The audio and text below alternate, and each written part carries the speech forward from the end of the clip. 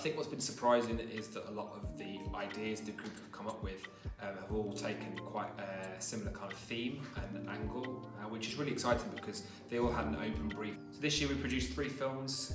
First one is called Runaway, second one is called Mould, and the third one is called The Monster Downstairs.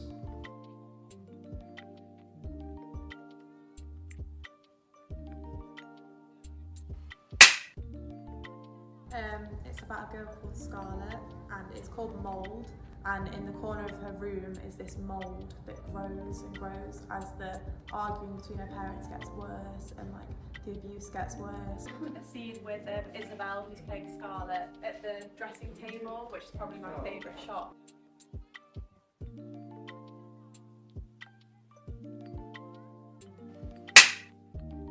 The film's called The Monster Downstairs, and it's about a domestic abuse situation. So we start it with a nightmare to set up trauma, and then we go through the day and intercut happiness with the trauma, and we try and make the audience feel like they are in the characters' shoes with how we've done it. So we try and resonate with the audience about this trauma story. There was this one shot we had where we had a Danish pastry on a plate, and we tried to knock it off a table and send it flying. But we couldn't do that without smashing the plate, so we had to have me lying on the floor with my hands up above my head trying to catch a plate with the Danish pastry on it. And it took us about 5-10 minutes to do this one thing, and it was a 3-second shot, and I love it to death.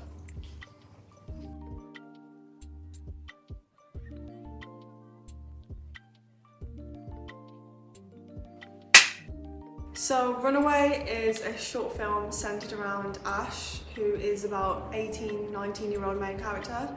And Ash, as a man in this generation, struggles with confronting his emotions and normalising them, as do many men around him as well.